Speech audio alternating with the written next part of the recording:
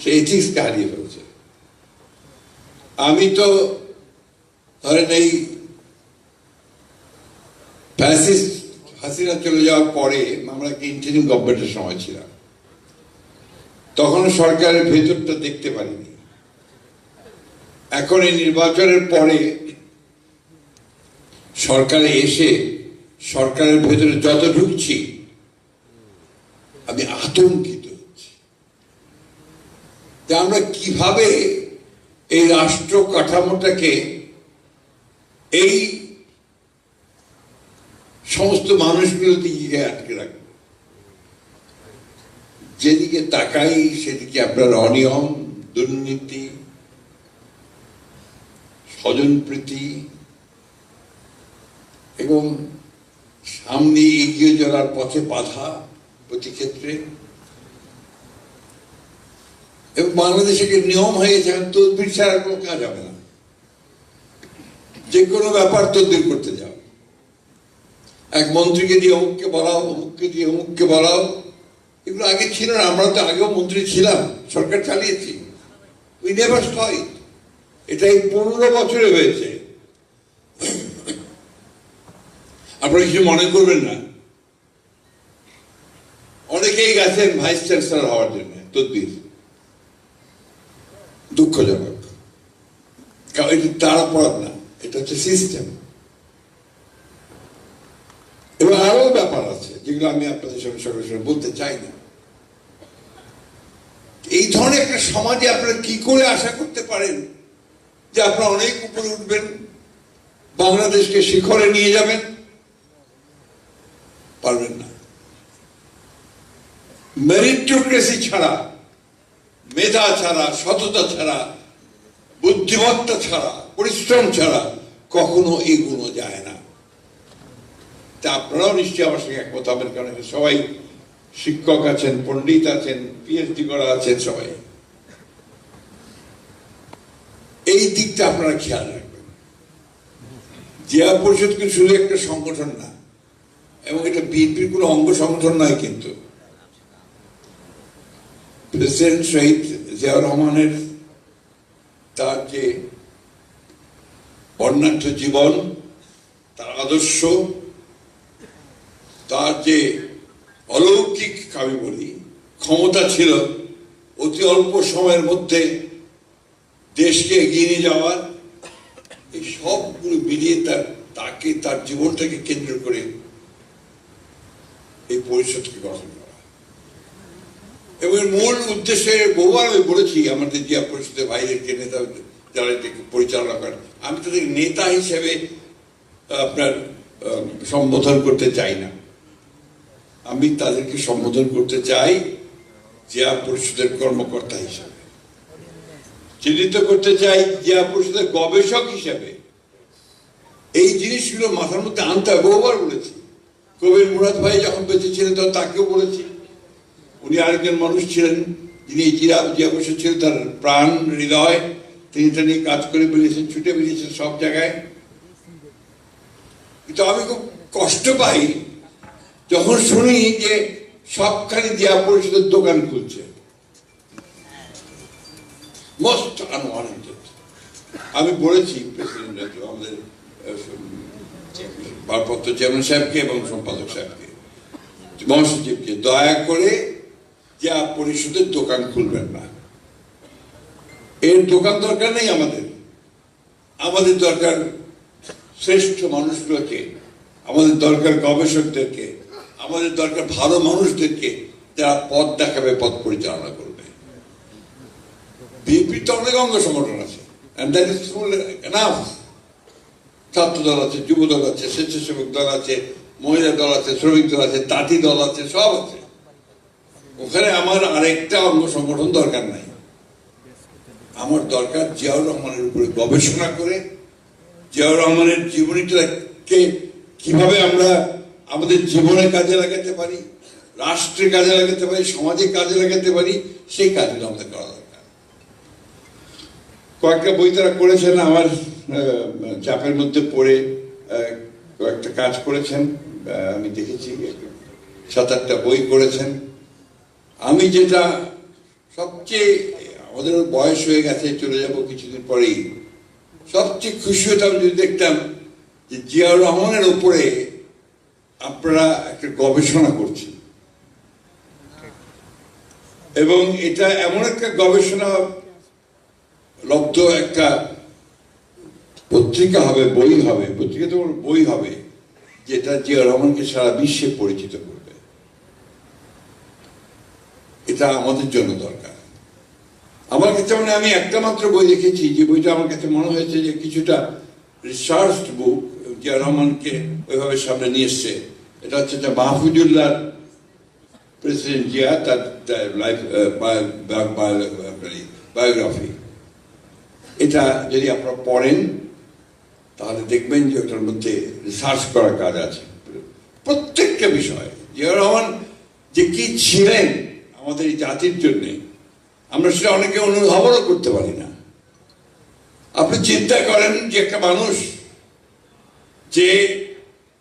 যিনি 1971 সালের 25শে ডিসেম্বরের আগে যাকে কেউ চিনত না, জানতো না, 26শে মার্চের পর থেকে তিনি হয়ে গেলেন বাংলাদেশের মুক্তিযুদ্ধের মূল নায়ক, কারণ তিনি মুক্তিযুদ্ধের ঘোষণা দিলেন। তারপর থেকেই আমি এখনো তো সময় নষ্ট করতে চাই না, তো এইটুকু বলতে চাই যে তারপরে তার ওই যুদ্ধের সময়টা, তার পরবর্তীকালে 1975 সালে সিপাহীজনতা বিপ্লবের মধ্য দিয়ে যখন তিনি রাষ্ট্র পরিচালনার দায়িত্ব নিলেন, তখন থেকে তার শাহাদাত বরণ পর্যন্ত প্রতিটি দিন, প্রতি মুহূর্ত তার রাষ্ট্রের জন্য, সমাজের জন্য, মানুষের জন্য, এই বাংলাদেশের জন্য। আপনি একটু ভাবুন, আমার খুব একটা অভিজ্ঞতা হয়েছিল, উনি যখন deputy chief marshal administrator, Sayem সাহেব তখন প্রেসিডেন্ট, তখনও আপনার আমাদের এই গণতন্ত্র শুরু হয়নি।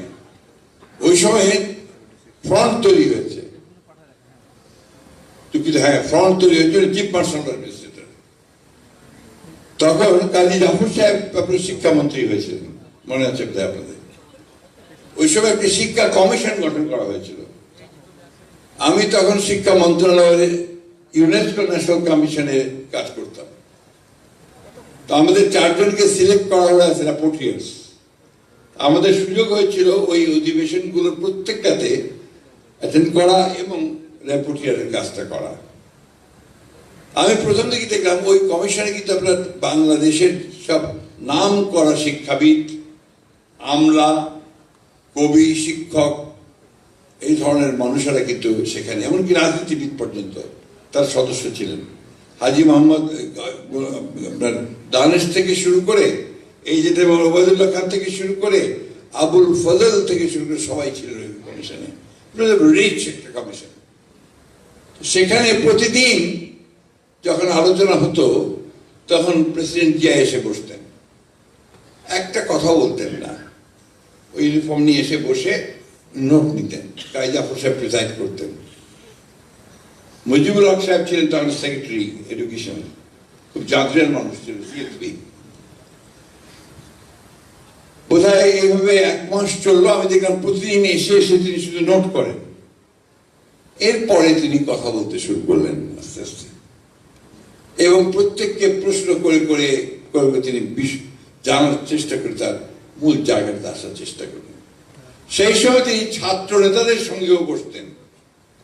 তখন আপনার জাসদ ছাত্রলীগ, আজকে আমাদের মাহবুব রহমান মান্না সাহেব, তিনি তখন ডাকসু ভিপি। এদিকে ছাত্র দল, এদিকে আপনার জাসদ ছাত্রলীগ, এদিকে ছাত্রলীগ। ইউনিভার্সিটিতে তখন প্রচন্ড গোলমাল হয়, মাঝে মাঝে অস্ত্র বের হয়, অস্ত্রের ঝনঝনানি এইসব চলে, গোলাগুলি চলে। উনি একদিন মাহমুদুর রহমান মান্নাকেও তার দলবল নিয়ে ডাকলেন। আলোচনা করতে করতে উনি একসময় বললেন যে আমি ঢাকা বিশ্ববিদ্যালয় থেকে অস্ত্র একদম নির্মূল করতে চাই, আপনি আজ ডাকসু ভিপি আমাকে কি সাহায্য করবেন? মান্না বিপদে পড়ে গেল। একদিকে তার দল, একদিকে তার নেতৃত্ব, অন্যদিকে অত্যন্ত জেনুইন একটা বিষয় অস্ত্র নির্মূল করা। উত্তর মান্না দিল যে আপনি যদি আন্তরিকভাবে করেন তাহলে আমি আপনাকে সাহায্য করব। উনি বললেন যে আমি গ্যারান্টি দিচ্ছি যে আমি শতকরা 100 আমি আন্তরিকভাবে কোনো দিকে না তাকিয়ে আমি এটা করব। মান্না বাধ্য হলো সেটা মেনে নিতে। তারপরে তিনি যেটা করলেন, ছাত্রদল তখন শুধু শুরু হয়েছে, ছাত্রদলের নেতাদের কাছেও তখন কিছু অস্ত্র ছিল। তিনি সবাইকে, যাদের কাছে অস্ত্র ছিল এটা বের করতেন, সবাইকে ডাকলেন, দেখে বলেন পথ দুইটা, এক হচ্ছে আমি বিদেশে চাকরির ব্যবস্থা করবো, তোমরা চলে যাবে, অথবা কারাগারে যাবে, এর মাঝখানে কোনো পথ নেই।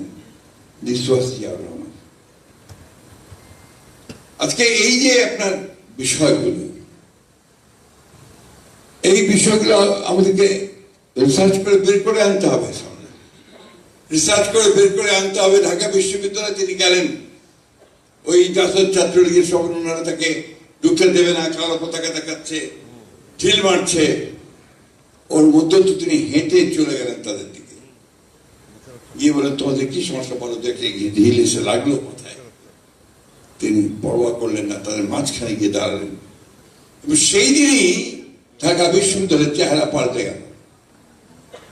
দেখা গেল যে তার এক সাহসিকতার কারণে, তার সেই নির্ভীক, সে দৃষ্টান্ত স্থাপনের কারণে সমস্ত ছেলেরা গিয়ে তার ছাত্রদলে যোগ দিতে শুরু করলো। সেই সময়টা ছিল বোধহয় ছাত্রদলের গোল্ডেন পিরিয়ড। সবচেয়ে মেধাবী ছাত্ররা তারা গিয়ে তার ছাত্রদলে যোগ দিতে শুরু করলো। এরপরে তিনি আরেকটা কাজ করলেন, যেটা আমি আজকে এখানে আলোচনা করছি এই জন্য যে আপনারা এখানে সবাই শিক্ষিত মানুষ, উচ্চ শিক্ষিত মানুষ, ছাত্ররাও আছে। তিনি দেশের শ্রেষ্ঠ ছাত্রদের সিলেক্ট করলেন। প্রত্যেকটা পরীক্ষায় যারা ফার্স্ট সেকেন্ড হয় তাদেরকে তিনি একটা জাহাজে নিয়ে গেলেন। হিজবুল বাহার নিয়ে অপোজিশন লোকের অনেক কথা বলেছে। যারা হিজবুল বাহারে ছিল তারা জানে হিজবুল বাহারে কি ঘটনা ঘটেছিল। হিজবুল বাহার ছিল একটা ইউনিভার্সিটি। তিনি সেখানে সমস্ত বিশেষজ্ঞদের নিয়ে গিয়েছিলেন। বিশেষ করে আজকে যে ব্লু ইকোনমির কথা বলা হচ্ছে, এই ব্লু ইকোনমির ব্যাপারেও সেদিন তিনি, এটা একটা বড় ঘটনা ছিল। তিনি সমুদ্র দেখিয়ে ছাত্রদের মধ্যে একদিকে তাদের হৃদয়কে সমুদ্রের মতো বড় করা, অন্যদিকে সমুদ্রের কি কি সম্পদ আছে তা জানার জন্য তিনি এই কাজটা করেছিলেন। এবং সেখানে যা আজ পর্যন্ত যারা গেছে, আমি একজনকেও দেখিনি যারা